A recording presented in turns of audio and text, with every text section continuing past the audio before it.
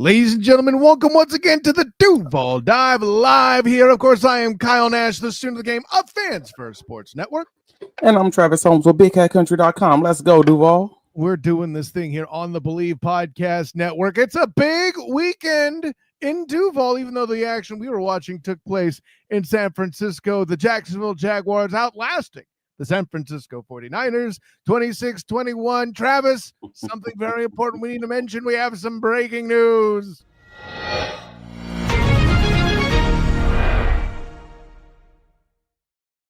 It seems that local Jaguars are still in a great move. And up there in Duval County, apparently they broke into a vat of some jumbo shrimp, had a meal, and it was like gold to them there in San Francisco as well. Somehow, of course, I'm managing to throw in minor league baseball into that for those that are truly above all y'all there in that particular piece. But Travis, I'm going to lead with something that you're not prepared for, even though you were prepared for it during the week. I'm not starting with defense.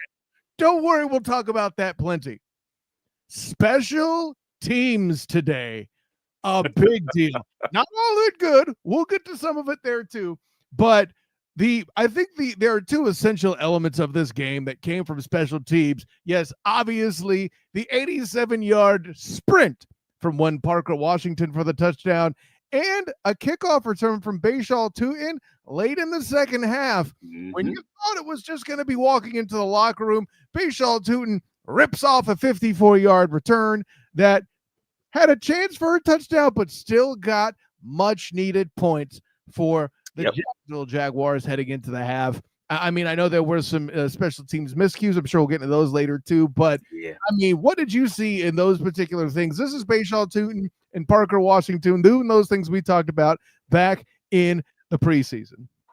I mean, that's the fun part about this, man. Like we talked about this entering the week, and even you and I talked about it just to let folks behind the curtains a little bit. Like we talked about, oh man, we got to do a segment on special teams this week. It was kind of one of those conversations. And I said it then. I'm like, dude, you don't understand. The Jaguar special teams has not been good this year. And that was shocking even to me, to the point where I was looking forward to an opportunity to talk to Heath Farwell about this entering the week, because both teams seem to be struggling in special teams in the return game.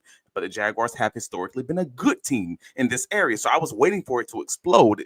And that's what we talked about on this week's Duval Dive in the preview heading up to this game, how special teams would be key, because this is a gritty San Francisco 49ers team where you can't leave points on the field. And the Jaguars did. But let's be clear. The Jaguars missed the field goal. Another Cam Little's second miss on the year. They had a few special teams miscues. We can talk about all of that on Wednesday. But for tonight, let's keep the main thing the main thing. The Jacksonville Jaguars won, and the special teams group alone put 9 points on the board. You had a 54-yard kick return from Bashaw and then the field goal on that drive.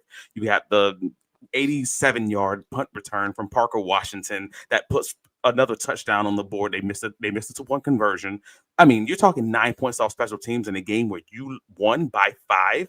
Hey, bro, that's the ball game. Like right there, we'll talk about the miscues on on Monday film review. But there's time for that.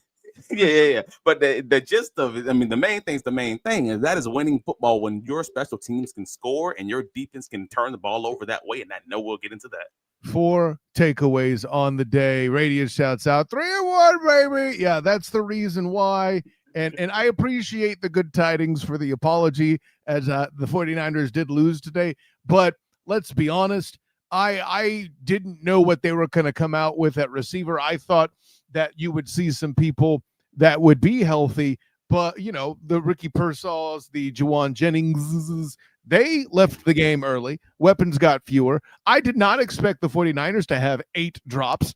And they were not a clean football team, and the Jaguars took advantage of it. And the reason why I make the big point, I'm not taking away from the dub for the Jags here at all, because this is something I feel like Travis D. Holmes is about to say. I'm gonna take it from so he don't sound like a homer. This is a team Doug Peterson and company would have lost, or game this team would have lost last year. I am convinced of that. Yeah, I think I fully agree, bro. This is a game. That San Francisco game, in a lot of ways, I mean, you felt it get tight. It took me everything in my spirit in my shanana to not put it out on the socials just because I think that's bad voodoo to say, it feels like it's getting a little tight right now. And instead I put something out more like, this is a drive that the Jacksonville Jaguars offense really needs right now. Yes, But the gist of it is we're saying the same thing. It's getting tight. The butthole's getting a little tight right now. And I The think lemon everybody booty knows was it. a thing. I knew it was for you, 100%. Everybody knew it. And I think no one wanted to mention it, but we all knew it. It was like one of those situations where the defense has to boss up and the offense got to score points. And to their credit, they did. And that's all you can hope for at the end of the day. They scored points with the help of the special team. They scored. They didn't score on that exact drive because that was the missed field goal also. But nevertheless, you know what I'm getting at. Like I think the big thing that they had to get was after that fumble was recovered by Eric Armstead doing something to his former team. Boy, that group enjoyed the heck out of that. So by the way, good. I feel like there was that element where you had to finish this game out, and after the slide where the ref said he was out of bounds when he clearly wasn't, his knee was down before, whatever. Yeah. I'll throw it to Brenton Strange, and he will continue to prove once again why Kyle keeps calling him the MVP of the offense, because he affects so many elements of it at the same time. Now, that all being said, I think Jarvis has seen your Twitter feed where you had the gif of Jerry Maguire, Devin Lloyd and Indian out there like, show me the money. That's so good. That's such a good conversation, and you're not even dealing with the general manager, like the former general manager who shall not be named, who doesn't negotiate in the middle of the season. You are dealing with a new general manager. So I also want to remind Jaguar fans of that small piece, that there's no limitations on when they can start negotiating. If they want to start talking tomorrow, cool, they can. So that's a whole nother conversation. And I know we're not getting into that right now. I'm just pointing that out, that Devin Lloyd's agent and Travis Etienne's agent, if they're a good agent right now, is rubbing their hands together. Yeah, Jimmy's getting a call on the phone or on the plane. That's all I'm saying. Hey, welcome back to Eastern Time Zone. About that, and I don't know if you saw any elements of this yet. I don't know exactly what it is, but obviously, Liam Cohen and Robert Saleh exchanging words after the game. Liam Cohen getting held back was priceless. Yes, I believe it was Robert Hainsey who was holding him back, if I'm not mistaken. It was help from his former Kentucky / former Tampa Bay player there, so that was an element too. One block, I'm sure you're glad that Robert Hainsey was in place for, because the last thing the Jags need is any sort of silliness from that coaching action there too. But since I'm sure the drama stemmed from the whole, I'm going to assume it stemmed from the whole stealing of signals thing. Yeah, that nonsense. Can I be honest that we made way too much of that, right? Like, am I the problem? Help me. Here's what I saw, because I think I know how you respond, but here's what I saw, because when that was initially said by Robert Saleh, I mean, you could call him being petty McPetty pants out, perhaps. I felt like it was him pointing out an intelligent coaching staff.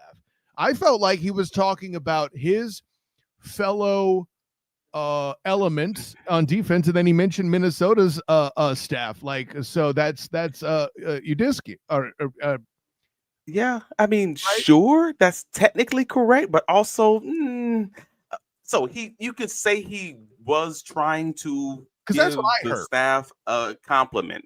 Right. And that's how I heard it initially when he started talking. And by the end of the comments, I'm like, all right. The fact of the matter is, if you have, I heard just the clip, so maybe I didn't hear enough. I'll put that out. If you give people a pass on how he said it, because you have a microphone in your face all the time, 24/7, sometimes you just back yourself into saying something in the wrong way and give him a pass there.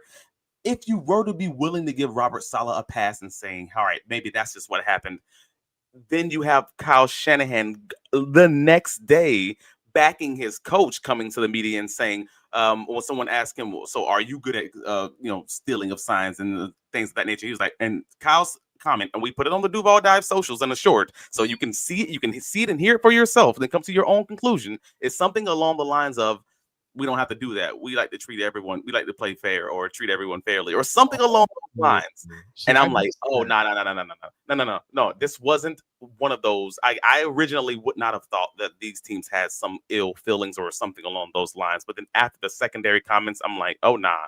Well, and Yeah, moreover, it's not the something. teams. Let's remember, for those who don't, Coaches. well, yeah, exactly. They're both coaches. It's among the coaches. It's a personal thing. And I think there's an element of, hey, I got this job. You didn't, in there somewhere in there. Right? Maybe. I I mean, think that's the fact. Yeah. And it's not just that it happened, it's how it happened. Because remember, the Cohen situation happened sort of not in the middle of the night, but then it was in the dark. with Robert Saleh supposed to have an interview at the same time as they're negotiating with Cohen. Like, he's supposed to be coming to Jacksonville, and they're doing that at the same time. So there may be some ill feelings there. I'm not going to say there is or isn't, but it may have been. So nevertheless, then you saw them chipping back and forth at the end of the game. And again, that was 73 holding Cohen back. So yes, Robert Hainsey was Cohen's yelling over his shoulder. If you saw the game on the television, you saw that at the end of the game. If you haven't seen it, go to the socials. It will be there because everyone's talking about quote unquote coaches fighting. And I see Carlos Reyes in the comments. This is the general reaction from the Duval devout. Liam yelling at Saleh at the end of the game and getting held back was priceless. And how many other derivations of, that's my coach, from the members of the Duval devout out there backing their guy 100%. And you know what? I'll play this card now. Actually, no, I'm going to save that comment. John G, you got something in there we're going to talk about in a minute. I'll put it that way. So obviously the Jacksonville Jaguars 3-1. Yes. This was the first game. I believe I picked the Jags I've incorrectly picked the outcome. Granted, I did not expect the 49ers dropping 8 passes. That was not on the bingo card. I can agree with you. I mean, the 49ers didn't play a great game, but let's be real. The Jaguars didn't play a great game either. Correct. Neither one of these teams played great games. And so at the end of the day, there's no excuses. The 49ers missed a lot of players on the field. We know that. The Jaguars missed a lot of players in the same game, and we know that. So we're just trying to say that this was 2 good teams playing each other. And I know that may be foreign to anyone who's been a fan of the Jacksonville Jaguars for the last 10 to 12 years, other than maybe 2017 or something like that. But this, in my opinion, was 2 good teams who played rough games playing against each other. Like, because the 49ers are a gritty team to play. They're a difficult team to play. Yeah, they're a difficult team to play. And if you don't have your right, you may lose that game thinking that I needed my A game. That wasn't this. Like, the Jaguars did not play their A game. The 49ers did not play their A game. Yeah, but the Jaguars defense came out and did their thing. The Jaguars special teams came out and did their things, and their offense played well enough. They protected the ball, and they did what the 49ers frankly did in the first 2 games of the season, where first 3 games of the season, where the 49ers basically would historically protect the ball, keep it close, win on the margins. The Jaguars did the exact same thing, except they had the explosives in the special teams game. They had the 4 turnovers. Those areas on the margins, when we talked about this on Friday, is what we were talking about. The Jaguars won by being gritty, by being tough, and yes, by Trevor Lawrence playing to win the game. And they did have some situational mess that they got to clean up again. Lord, they got some situational mess to clean up. The delay of games, the false starts, all these things happening on 3rd down. 12 penalties. Check out the Big Cat Country article, the post-game recap on Big Cat Country. If you don't see it right now, it's only because I haven't clicked the submit button. It's on this computer right next to me, just so y'all know. But check out the Big Cat Country write-up on the site. I mean, you got the multiple 3rd down issues with the delay of games and the play calls getting in. I'm looking forward to asking Coach Cohen about that, like what's going on there. You can't have a delay of game and then immediately have to spend a timeout before you run the next play on that same 3rd down. You can't then have a false start, Robert Hainsey, on 4th and 1, which also would have been another delay of game if they didn't call the false start. You can't have a 3rd down false start. Again, Robert Hainsey. Like, across the board, you got to get the situational stuff right. Trevor Lawrence, your 5th-year quarterback, cannot fail to slide to allow the clock to run down to the 2-minute warning. So shout out for Hunter Long for your beautiful slide to kind of wrap the game up. But there's a few situational things that y'all just got to get right. That was Brenton Strange, I believe. No, that was Hunter Long to seal the game. Last catch of the game, that was Hunter Long. Oh no, yeah, okay. Hunter Long got a catch after Brenton. That's true. Okay, so so here's the thing. All of that is accurate, but the statement here below, and even the title of this episode, "Are the Jaguars for real?" Here in this edition of the Duval Dive Live, huge win. But says John G, huge win. But I think the narrative nationally will be about San Francisco, what they didn't do versus what the Jags did. And it should be. But because I don't have a problem with that. Yeah, because and I feel like this would be you pointing this out normally in other episodes, but I'm in the position to do it. And we're going to have a lot of good conversations about Devin Lloyd, I'm sure. But Fred Warner dropping 2 interceptions was a thing. Yeah. Okay. LaQuint Allen, shout out for your hustle, young man. See, LaQuint Allen hustling behind the play on Travis Hunter's fumble that actually Fred Warner punched out, and it lands in LaQuint Allen's lap. But what folks did not notice, and I put it on the socials, is I thought that was. Did y'all see how? No, that was LaQuint. Did y'all see how quickly LaQuint Allen was running before the fumble was even forced? That's hustle behind. That's trailing the play. That's something that the Jacksonville Jaguars missed multiple previous years. And I even wrote a deep dive article about Trevor Lawrence's fumbles back in the 2023 season, saying these guys don't trail plays. And because of that, that's why their fumble recovery rate was so much lower than other teams that had the same amount of fumbles as the Jacksonville Jaguars. Like the Arizona Cardinals are really good at recovering fumbles because they know they're coming. So they're running behind the quarterback whenever he's running the ball. The Jaguars finally, I saw that explicitly with LaQuint Allen. He's beelining it before Travis Hunter even has the ball punched out. And that's the reason he recovered that fumble. So great job. It's great.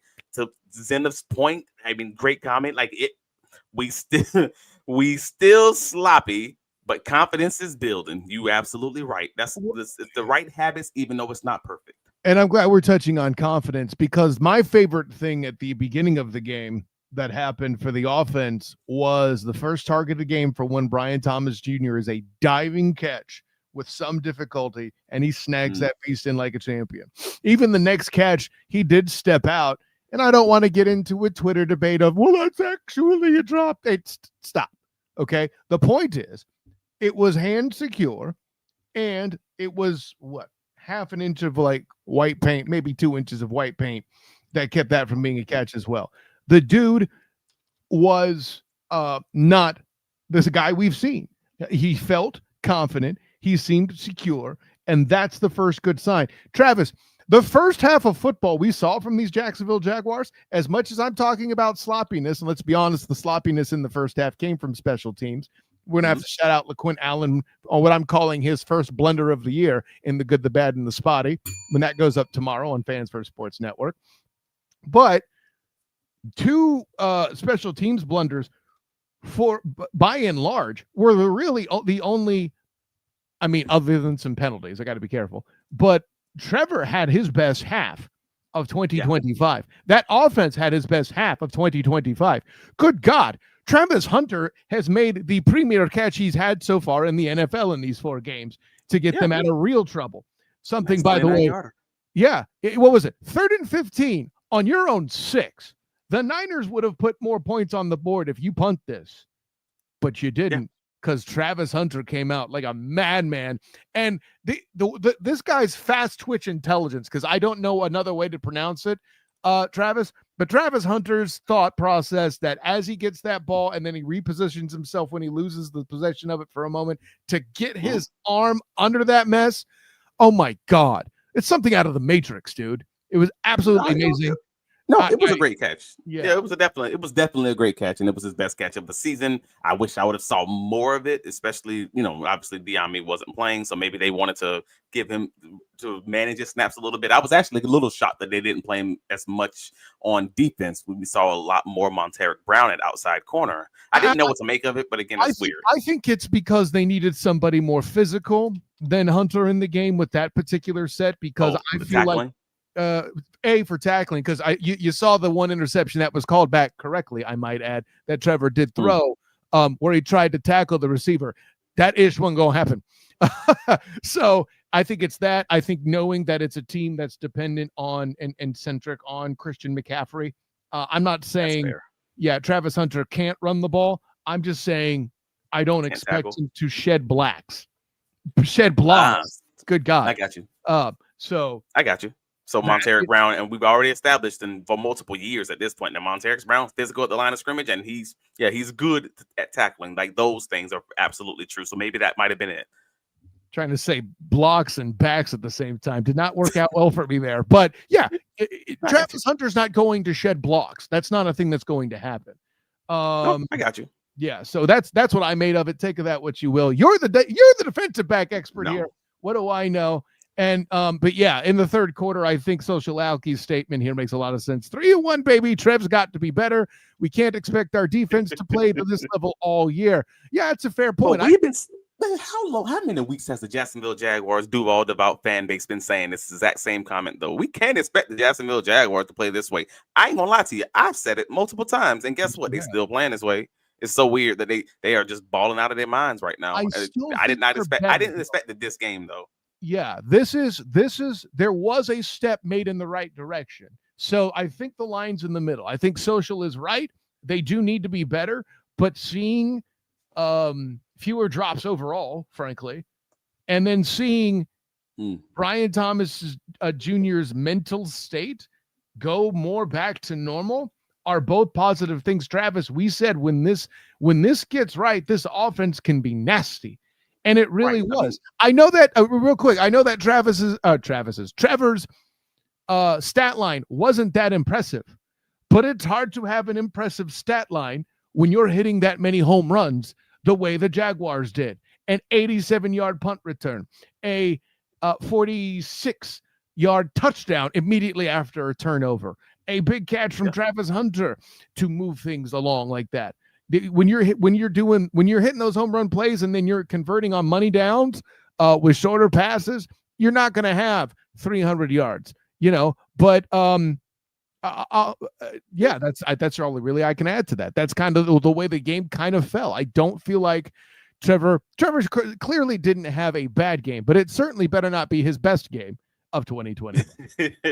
I mean, sure. We've established this, and this is funny because I actually had this great conversation with Tony Wiggins on Locked On Jaguars on the Friday preview for this game, and we had a back and forth because he said something along the lines of Trevor played good enough to win in the previous game, and then my retort was, well, sometimes good enough may not be good enough, and I'm wondering where that line is going to be with Trevor. And he had a great retort and just basically going back and forth talking about the fact that, hey, man, you don't have to be a quarterback wins person to also acknowledge that some quarterbacks are just going to have to find messy ways to win. And everybody's not going to necessarily be the Peyton Manning. Sometimes you're going to have a Big Ben or a Ben Roethlisberger who just finds ways to have the messiest game. That's 125 yards passing, but somehow or another he grits out a win at the end, or like Pat Mahomes. The recent iteration of Pat Mahomes has not been pretty. You guys see it. We all see it. But somehow he still finds ways to win the games at the end. And I actually respected that response from Wiggs. So, overall, I'm like, all right, at the end of the day, when you're learning how to win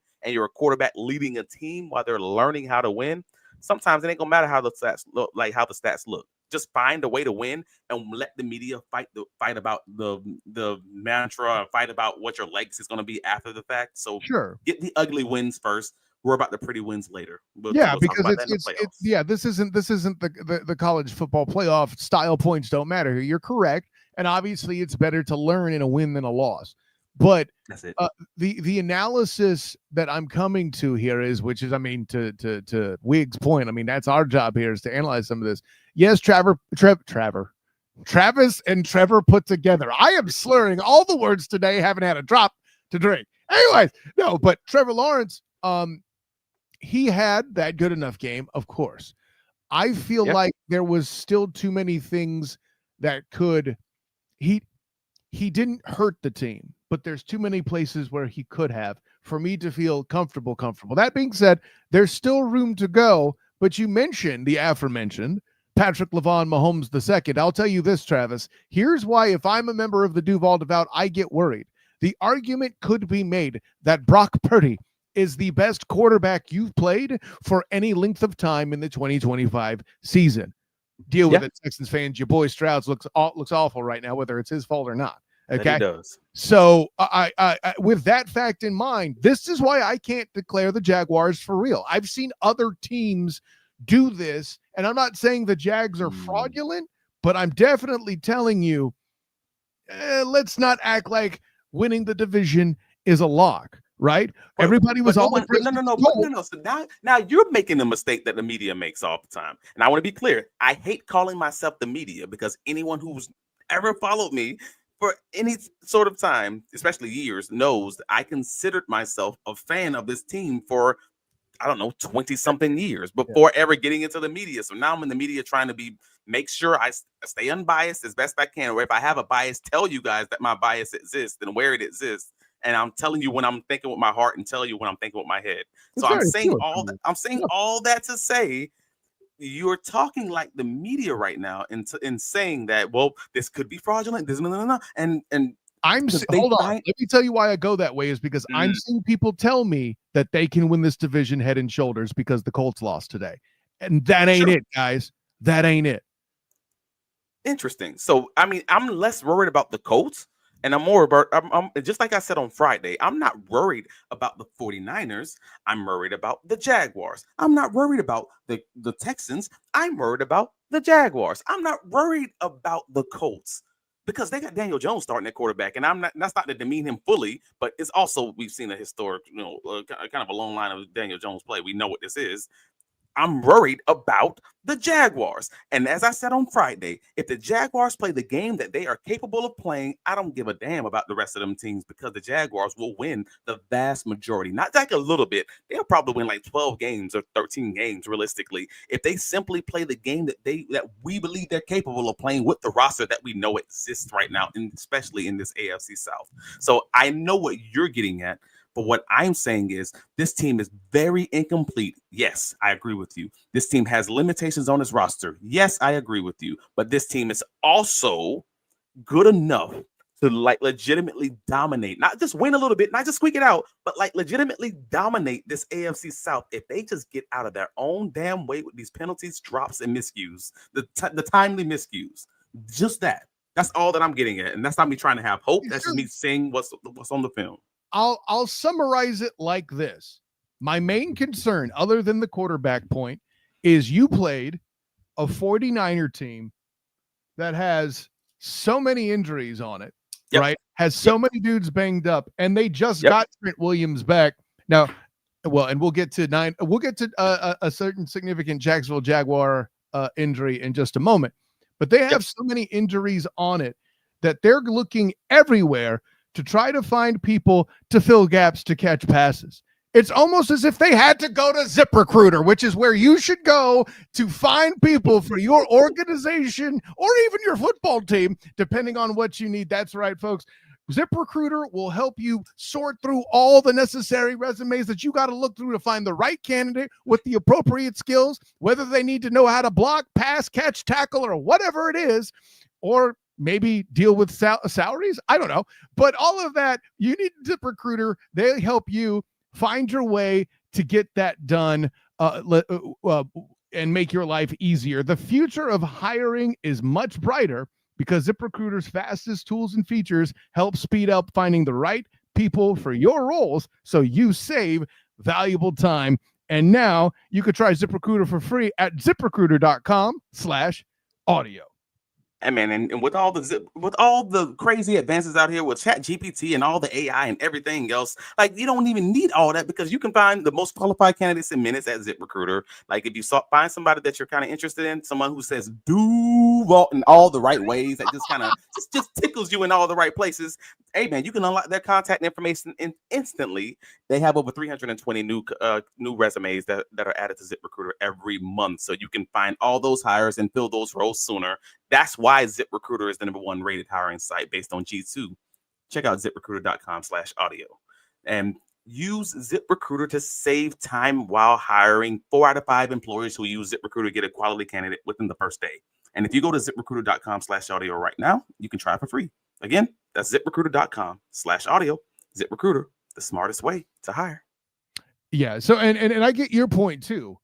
The foundation is building, so I don't want to be complete negative Nancy on this. As much as you're the one that owns the "this team makes me drink" shirt, I hope you're at least drinking less strong drinks at the moment. Maybe a spritzer or something instead of that hard stuff. I don't know.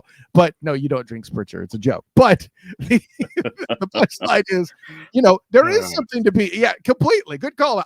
Great use of the exaggeration button there. But yeah, I see. Listen, there should be some positivity this week, because we've talked about the difficult start on this schedule.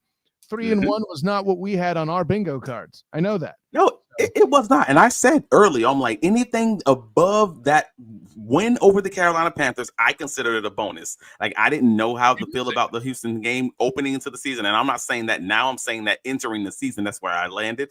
I didn't know how to feel about it. Now the Jaguars have not just beat Houston, which I thought, all right, that's good. I could see a situation where that happened, but I wasn't sure. To now beating the San Francisco 49ers.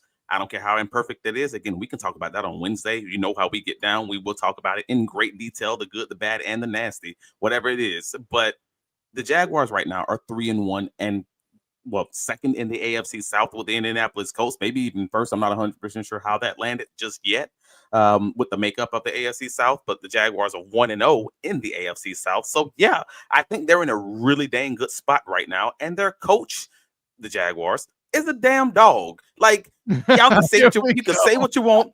You got to do it that's out there in these streets, in these Santa Clara streets, about to fight. being held back by his 300-pound bodyguards, is getting ready to throw people out the club like that. No, at the end of the day, that gets me hyped as a former player, and I'm 100% sure that gets those dudes in that locker room hyped. Like, they're like, oh no, that's my guy, and I'm here for all of it. Like, yeah, Duval. Go ahead, what gets me hyped? The Duval divers were in the comments. Let me know, and you checked me on the show, but we're letting me know that it was Hunter Long at the end of the game. And let me know. Thank you, Duval divers. This is why I love you guys. You all keep me not only honest, because hey, listen, the bullets are flying when I'm trying to perform here, man. So you over here helping me out, keep doing it. That's all I can say. Right. The Jaguars see, if you're not someone who's part of the Duval devout, you might not understand this. But if you've been here for anything more than, I don't know, a decade, you understand how significant this is. The Jacksonville Jaguars just won a game on the West Coast, bruh. That's legit. The Jacksonville Jaguars just won a game going to the West Coast. And I ain't talking about coming back from London and staying overnight and all this other weird mess that may make it happen. No, they just won a game going from Jacksonville, Florida to Santa Clara, California. And they won a dang football game against Kyle Shanahan, who they had an opportunity to hire at one point or another. And they chose, I believe, what was that? The Gus Marone, the Doug Marone hire at that point. Like, that's something. It's significant. I can't tell you how significant. I can't tell you if it's 2017 significant or just something different. It's huge, though. I'll give you that. Carlos Reyes is saying something in the comments I wasn't aware of. I might have missed it because I was in the middle of getting ready for the show and wrapping up my article for the Fans First Sports Network. Carlos puts in the comments, maybe it was because they tried to rush Trevor on the kneel down. You got Fred Warner jumping over the top like freaking Troy Polamalu on the kneel down attempt. That might be a problem. Yeah, I can see that too. I think that has, and no disrespect to the people who think it was the stealing comment. Maybe that sets the table. But I think going after Saleh for that makes more sense, because that's literally in Saleh's house that he would have control over that, in my opinion. That's also a fair point. So and then I'm looking at you and your defense and how you coach them. That's like talking to somebody about their children. like get your kids together. Like, get your kids. Like, that actually makes sense after all the comments. That's funny. I didn't even think about the combination of things.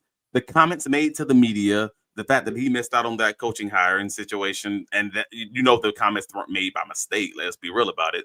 Then you have your defenders actually jumping over onto the quarterback who's kneeling the ball when you have no chance of winning. That combination, again, makes it feel a little bit personal. Fortunately, these teams don't play in the same division, because, oh boy, this might be another Houston Texans kind of makeup. I mean, I haven't seen this kind of feisty in a 49ers coaching situation since Jim Harbaugh and Jim Schwartz.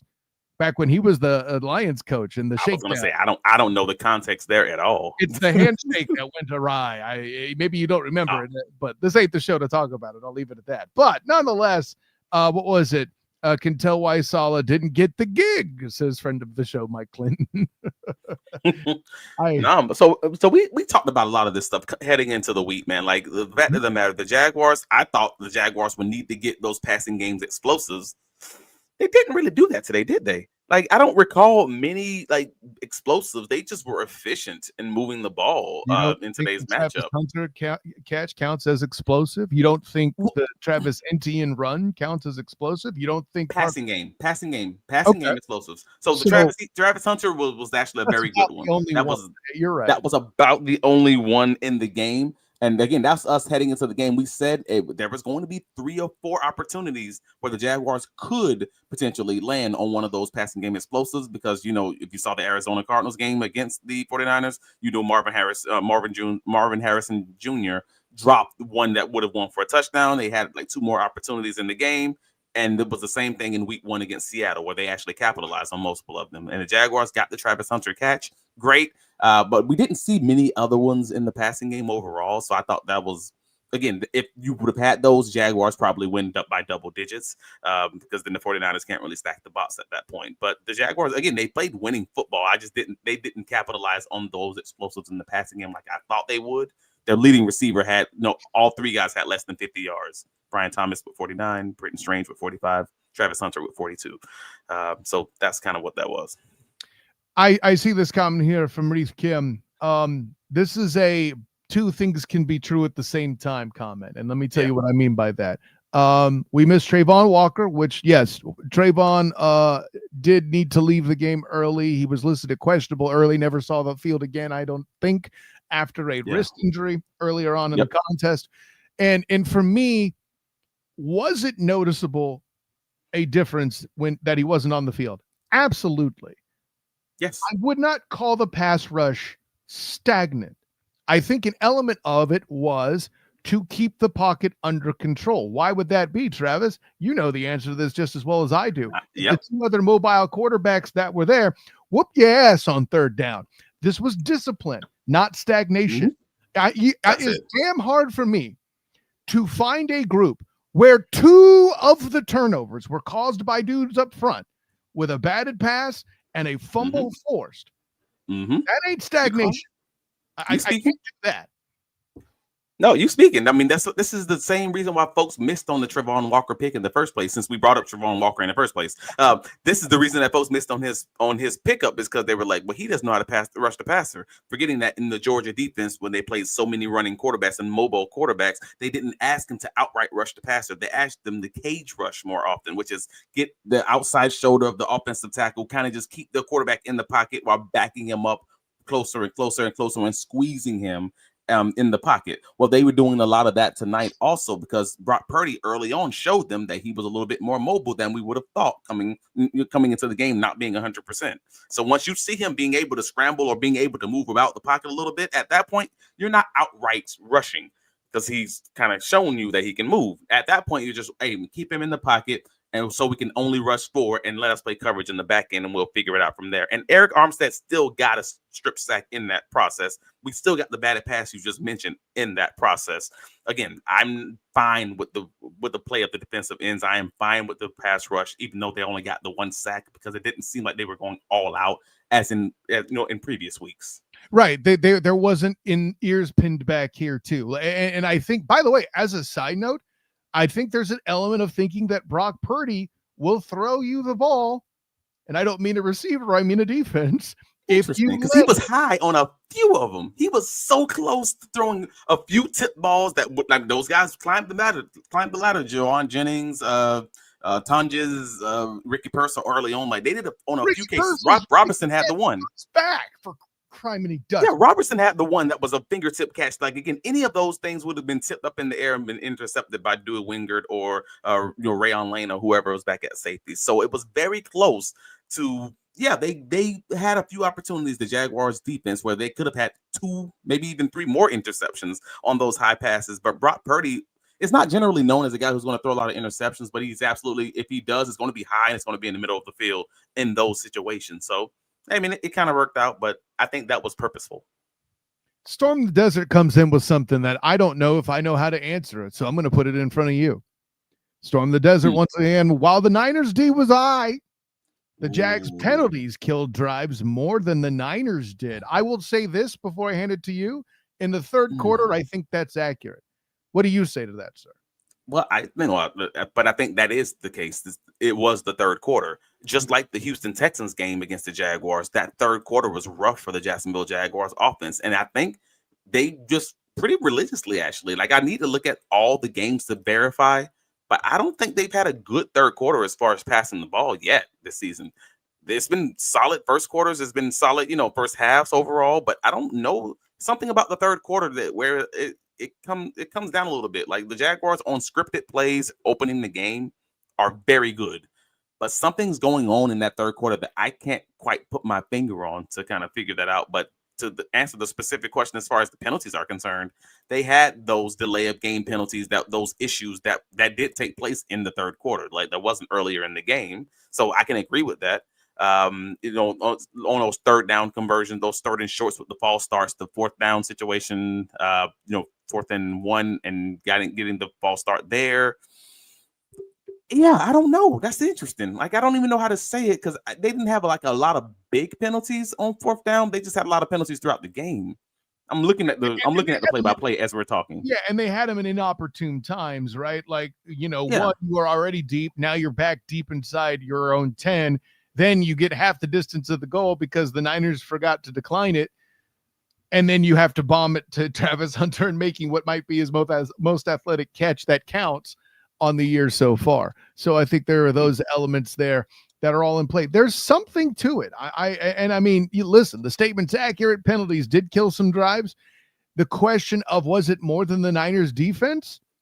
Because I didn't think the Niners defense played well at all, but the Niners defense was also playing without Ronaldo Green at corner. You knew that was going to be the case. And the Niners Bosa, I think is but I'm saying I'm speaking to the secondary. Let me speak to my guys. Like, the secondary. The secondary. Of course. The Niners entered the season. Like, again, I don't know a lot about a lot of teams, but I know enough about a lot of teams to make me dangerous. And I know one thing I knew walking into the season about the San Francisco 49ers is that secondary was going to be a problem if one of those top two guys went down.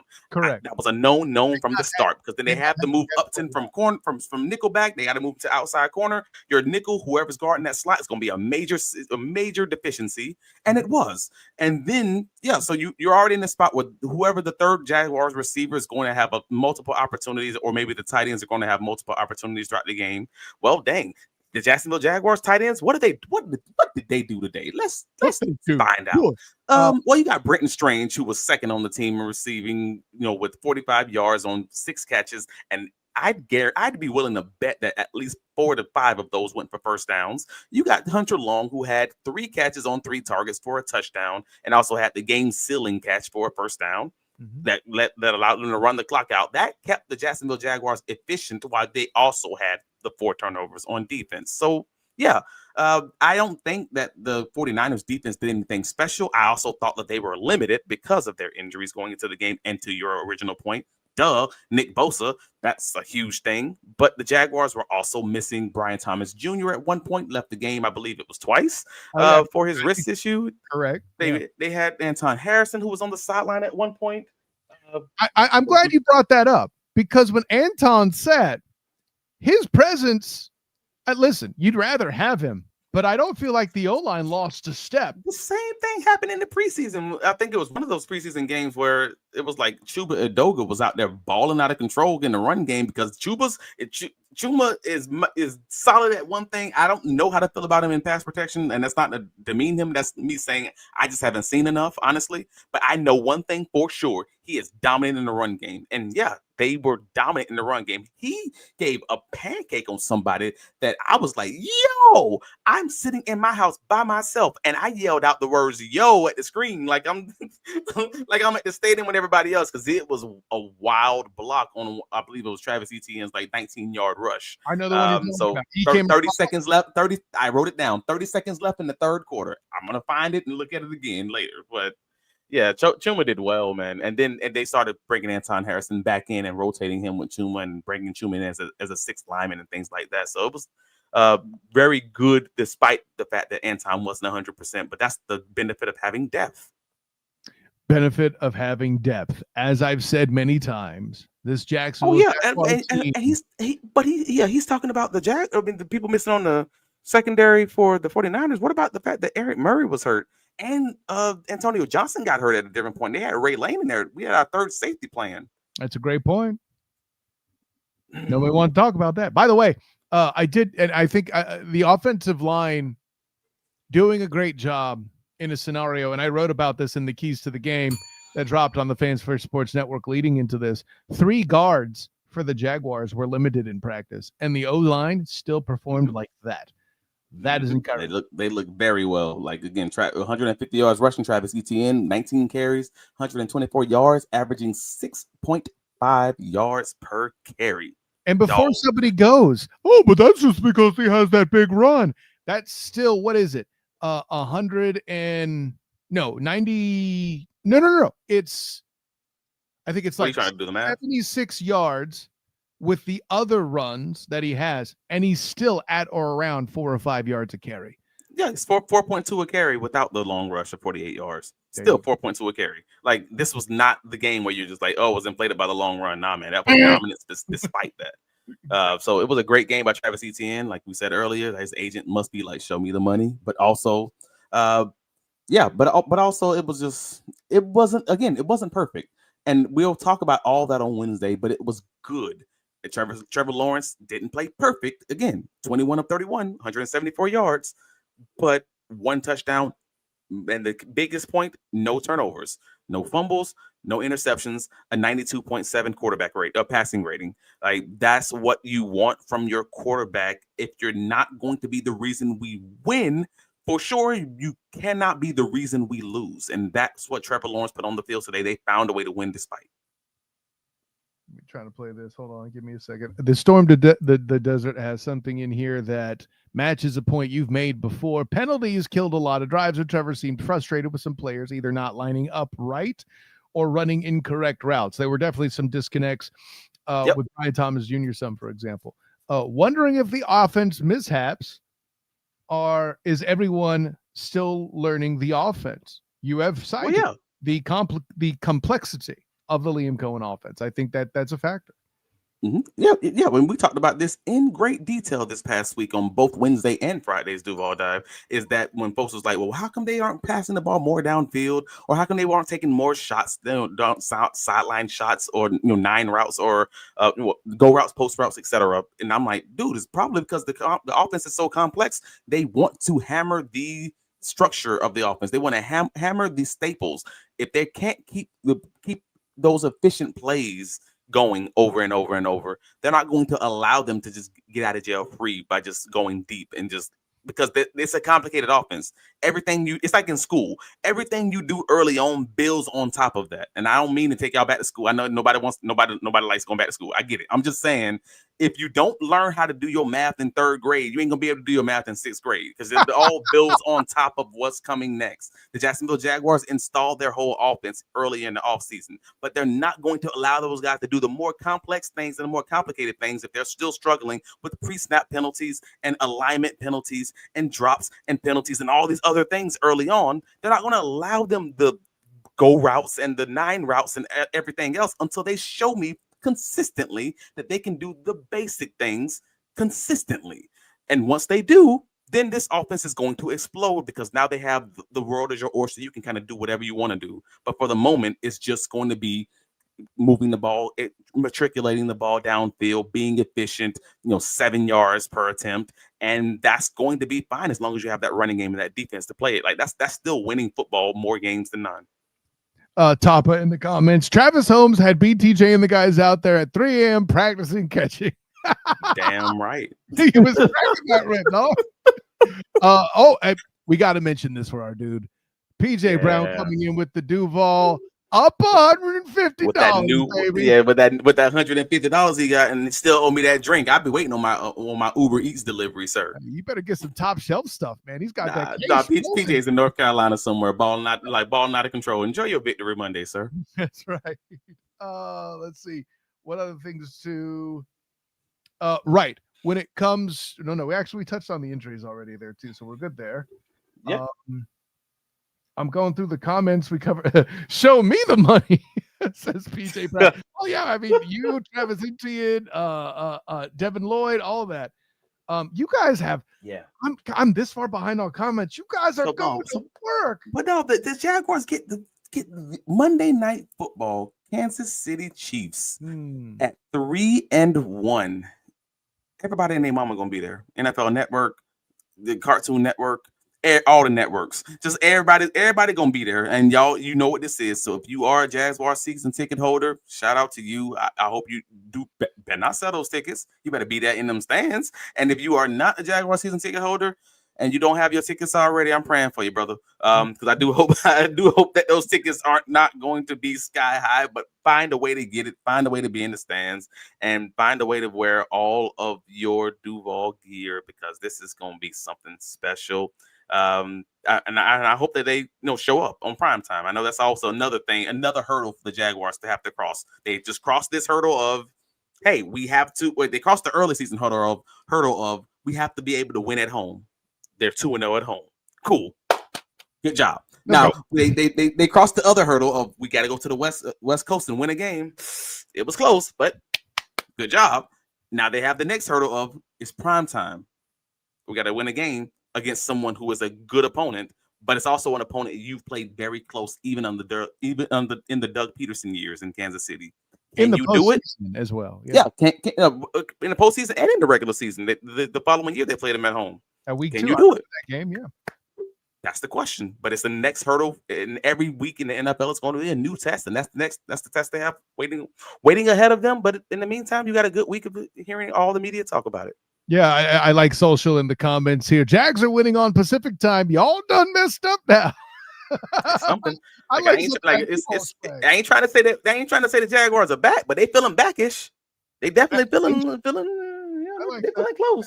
Ish, not bad. It may not be 2017, but it's feeling mighty late 2016. It's heading towards that. I mean, we're dancing with 23 is what I'm saying. I'm not going to go full 16, but that early, we're back.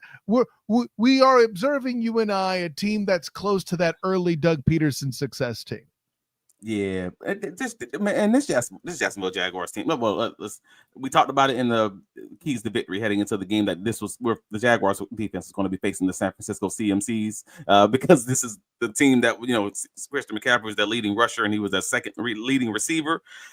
Well, it was going to be difficult to try to limit Christian McCaffrey, and they did a reasonably solid job. Like, I don't want to say like it was incredible because the guy still got 92 yards receiving on 11 targets as the San Francisco 49ers leading receiver. But at the same time, you have to acknowledge they held this man to 2.9 yards per rush on the ground. And he is an elite talent. Like, just to be clear, and yes, he did pick up 92 yards receiving, but they also held in the red zone very consistently on the vast majority of those times that they got those explosive plays via Christian McCaffrey. So overall, if you got to give up the yardage, but you can still hold in the red zone on all those occasions, I believe they were 0-3 in the red zone. The 49ers. I don't have the stats right in front of me. I was looking at them just a second ago, but nevertheless, like the Jacksonville Jaguars did very well overall on defense, and you can't ask for much more than that. So if the 49ers were 1 of 3 in the red zone, whereas the Jaguars were 1 of 2. You're not going to beat that when you're holding the guy of that talent to less than 3 yards a carry. That's winning football, despite the fact that they gave up 21 points. That's it, man. That's it. They did what they had to do to win the game. Again, that's winning football on defense. That's winning football on special teams. And it's reasonably winning football on the offense when you have those other two dominating like that. You kind of just got to stay out of the way and keep the clock moving. I'm seeing a couple things in the comments here. Let's go here from Steez Flicks. Am I the only one who felt the Jags weren't getting a full play clock on those Leia games? I have no evidence, but it felt like time was going by too fast to be a full play clock. I don't know about that, but I can't say that. I can't say that. I can't get down with that. Like, I would love to say, like, if you have a complaint about the refs or a complaint about, some home cooking or something along those lines, feel free to put it in the comments. I have some major qualms with the refereeing, with the officiating in this game. Makes basically just about the holdings that were called versus the holdings that weren't called. Because there was multiple plays where I have in my notes. Dewey Winger blitzed on a third down rush for Christian McCaffrey and was legitimately tackled. And I mean a little tackle. Again, I'm waiting to see the replay so I can put it on the socials, but I'm like, dude, that offensive lineman dived and tackled this man, and they didn't call a penalty at all and gave 49ers the first down. And I was like, yo, if this is what we're doing, this is going to be a long day. And then they did call holding on the Jaguars on Brian Thomas Jr., and I was like, that was not a hold. Where's the hold? I didn't hold. understand the logic. There was no consistency in it. And so if you want to say home cooking, that's what home cooking looks like. Like, if you were someone going to a high school game and these were high school refs, I'd understand it. But this the NFL. They got to get that right. I mean, I hear you, but home cooking implies competence, which I'm on record saying I don't believe the NFL officials, generally speaking, are. And I'll leave that at that. Social comes in with the question, what happened on the penalty that Shanahan supposedly wanted to decline? Appears was never asked, then burned a timeout thinking he could change the call. Yeah, that's it. I loosely referred to that. He would have preferred to decline the penalty that made it second and 17 on the Jags 4, right?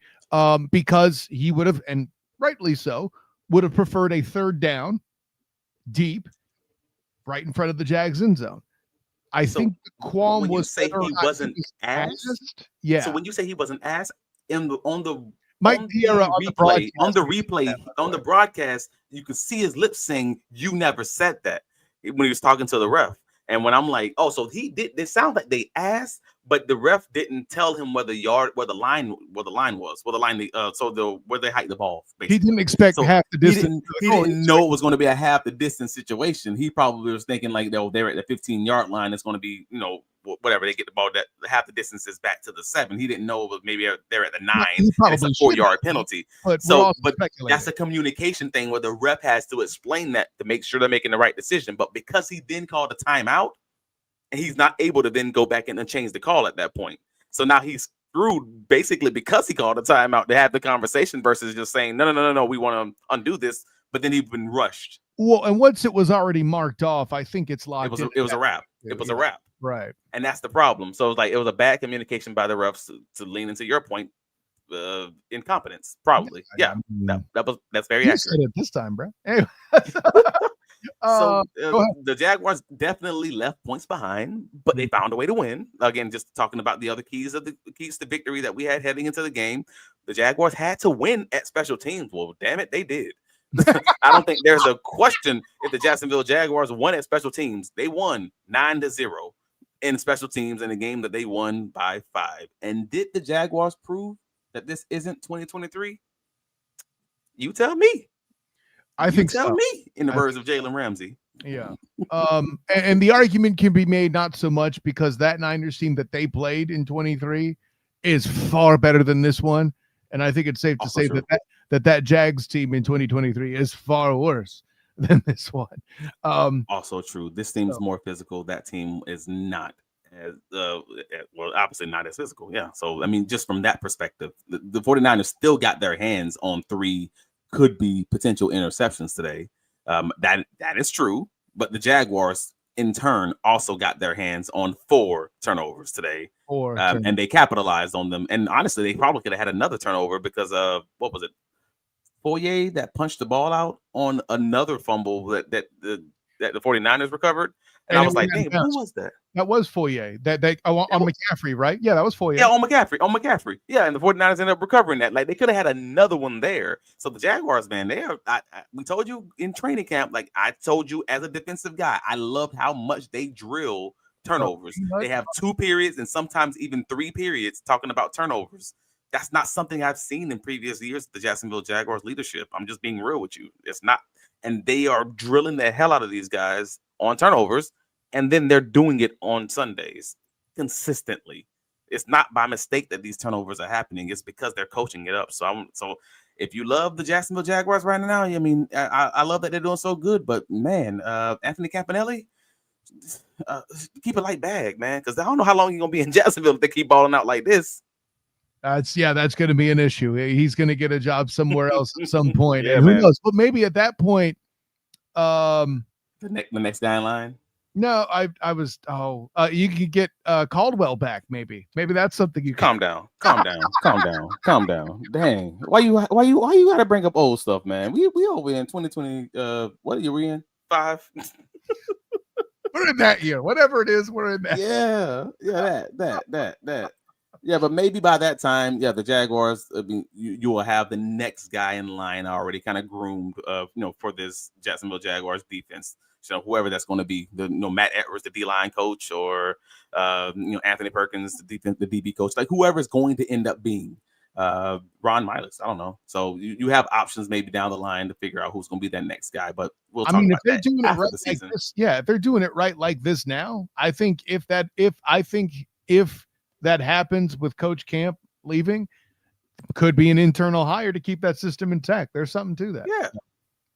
Travis, we're over an hour. These Duval divers got us going here on a school night here with the Duval Dive Live with the Jacksonville Jaguars, now 3-1 after beating the San Francisco 49ers. Don't worry, guys. I'll move on. It's okay. Yeah. What else can I say? Well, Radius, the great Radius asked us, is Devin Lloyd back, by the way? Like, is this even a question? I said entering the season. The fact of the matter is Devin Lloyd's play right now is so damn good that it's got me questioning my own takes. And I love being able to say I'm wrong when it means that this team just has the best thing going for them. And I'm being real with y'all, like just real. Like no one wants to ever be able to say, man, dang, I was wrong. But I think I might have been wrong when I made the comment in the offseason. And I don't even know if I said it on this podcast. I might have just said it to somebody randomly that I don't know that Devin Lloyd's going to be on the roster. My quote was something along those lines. I don't know if Devin Lloyd's going to be on the roster in 2026 because if he plays incredibly, he's going to end up, taking himself out of the market for the Jaguars because I don't know that they're going to be a staff that pays a linebacker. And then my other comment was either he plays rough and he's not on the roster because of that, or he plays incredibly and he's not on the roster because they're not willing to pay a linebacker when they can just use a draft pick and draft a new guy. Devin Lloyd is making me question my own take already, and we're 4 games into this season because the man's playing out of his dang mind, and to a point where I'm just like, well, dang, can you let him go? Can you let somebody that's playing to this level go? But also, are you willing to pay him that much? I think it's a hard conversation, but he is balling right now. Yeah. He's making me question it. And here's where the Jags need to be careful. There was a reason we were confused about him because he ain't showed us nothing yet. But now, he's looking pretty nice. Previous rough defenses, notably. Correct. And Ryan Nielsen was the roughest of rough, and he had promise in the Mike Caldwell defense, which is another zone defense that's similar to what they're playing in now, but a lot different in a lot of ways. So I don't know, but it's also a contract year, and you're always going to be a little bit cautious with guys who explode during contract years. And it makes this whole conversation a little bit more difficult, but we got time for that because that's an all-season conversation. Unless, they extend him in the year, and we'll see. But that's a James Gladstone. With that in mind, champion, tell the world where you can be found. I can be found on all the socials. Obviously, well, first thing first, BigCatCountry.com. If you're slipping and you just haven't saved it as your favorites, it's okay. There's still time. The internet's still free. Head over to BigCatCountry.com. Save it as your favorite. We have the post-game recap that's up. By the time that I click stop on this podcast, it will be posted. So definitely go over and check it out. It's pretty awesome, if I might say so, because, I wrote it. But also, hit me up on the socials. Travis D. Holmes. Hit up the Duval Dive. If you're listening to us on YouTube, please click the like button on the stream. Help us out. I swear it helps us out tremendously, even if it's nothing to you. Just take that second, take that beat, click the like button. Maybe even comment on the stream after it's done. Help us out there. Spread it to your friends. Tell your mama. I don't know if she like football. Let her know. Duval Dive, YouTube. But overall, man, we appreciate you guys hanging with us this late Sunday night, and it's Duval versus all y'all. Go Jags. And let them know where you can be found, sir. Does your mama like football? If she does, you're right. She better listen to us. I agree. With that in mind, Amen. Duval Divers in the comments.